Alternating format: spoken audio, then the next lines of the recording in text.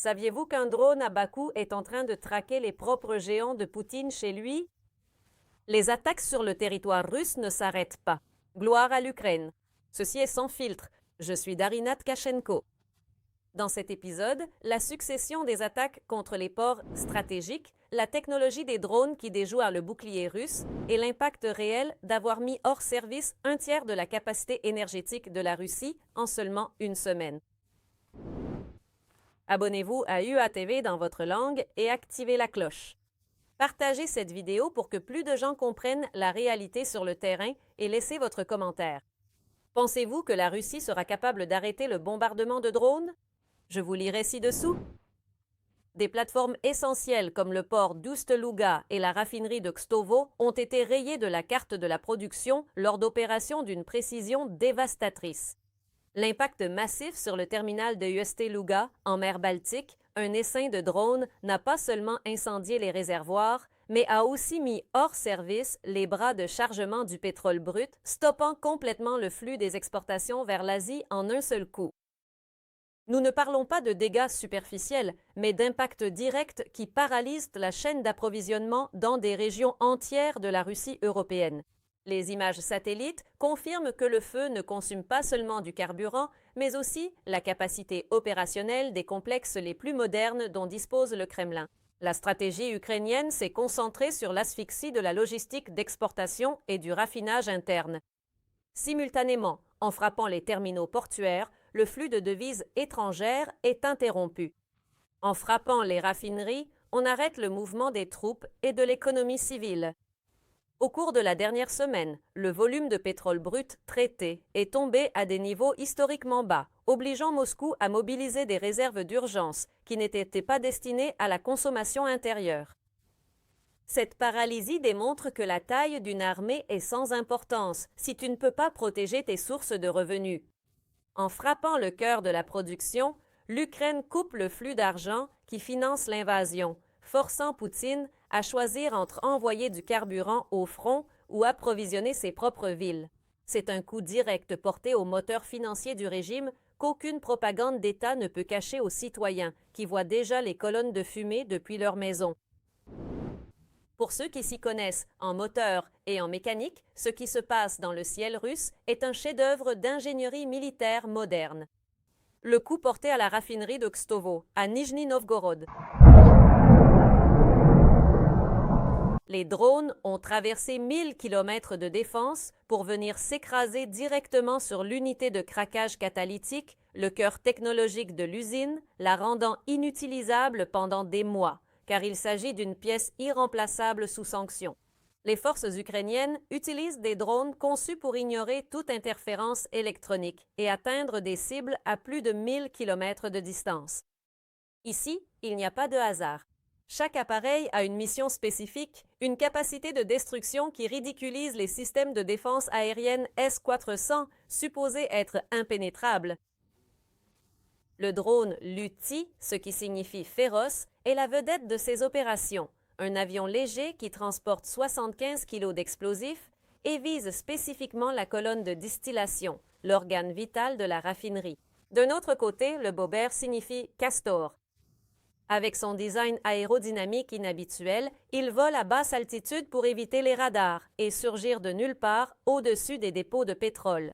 Sur l'eau, les Sea Baby agissent comme des torpilles autonomes transportant près d'une tonne d'explosifs, capables de couper en deux la coque d'un pétrolier ou de détruire les fondations d'un quai. L'Ukraine a réussi à faire en sorte que le coût de la défense soit infiniment supérieur à celui de l'attaque.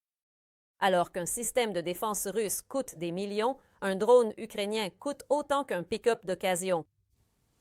Si une colonne de distillation est détruite, l'usine devient inutilisable pendant des mois et, à cause des sanctions, la Russie ne dispose ni des pièces ni des ingénieurs occidentaux pour les réparer.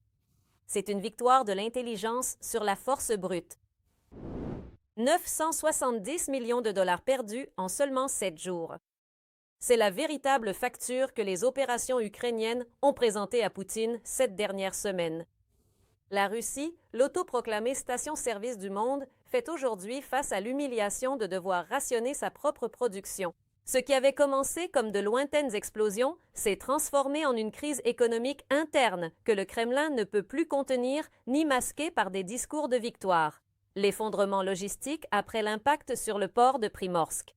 Après l'attaque, la Russie a dû détourner en urgence le carburant destiné au front militaire afin d'éviter que les stations-service de plus de 20 régions ne ferment faute d'essence à 95. Le chaos interne est total.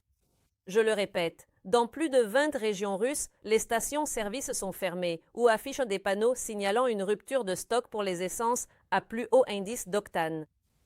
Le gouvernement de Moscou a été contraint de mettre en place des interdictions d'exportation pour éviter que ses propres villes ne soient paralysées, ce qui réduit encore davantage ses rentrées de dollars. Le prix à la pompe locale augmente plus vite que le moral de ses troupes, générant un mécontentement social palpable dans chaque file de véhicules. La réalité est qu'un tiers de la capacité de raffinage de la Russie est hors service et qu'il n'existe aucun plan B. Sans accès à la technologie européenne ou américaine pour réparer les dégâts, l'industrie pétrolière russe entre dans un coma artificiel. Les revenus chutent tandis que les coûts de réparation s'envolent, créant un trou noir financier qui affaiblit structurellement la capacité de la Russie à soutenir une guerre de longue haleine en 2026. La guerre est revenue chez les Russes, et ce n'est pas à travers les discours officiels, mais sous la forme de fracas dans leurs ports et de silence dans leurs stations-service. Le mythe de l'invulnérabilité du territoire russe a explosé en même temps que ses terminaux pétroliers dans la Baltique. L'Ukraine ne demande plus la permission ni n'attend d'armement extérieur pour changer la donne. Elle dicte désormais ses propres règles du jeu avec ingéniosité, fermeté et une détermination froide. L'incursion en profondeur dans le terminal de Serebriansky, dans la région de Leningrad.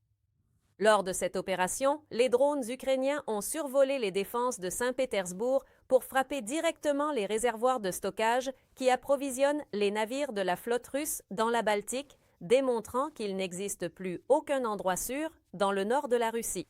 Le supposé géant énergétique est désormais gravement blessé par sa propre arrogance. Chaque fois qu'une raffinerie s'arrête, le régime perd une partie de son pouvoir politique et militaire. La stratégie de frapper là où ça fait le plus mal a démontré que le flux de pétrole, le supposé géant énergétique, est désormais gravement blessé par sa propre arrogance. Chaque fois qu'une raffinerie s'arrête, le régime perd une partie de son pouvoir politique et militaire. La stratégie de frapper là où ça fait le plus mal a démontré que le flux de pétrodollars est le talon d'Achille d'un système qui pensait que le monde ne pouvait pas fonctionner sans son approvisionnement. Autrement dit, mes amis, l'initiative a changé de camp grâce à l'audace des escadrons de drones ukrainiens, tandis que l'infrastructure russe continue de brûler.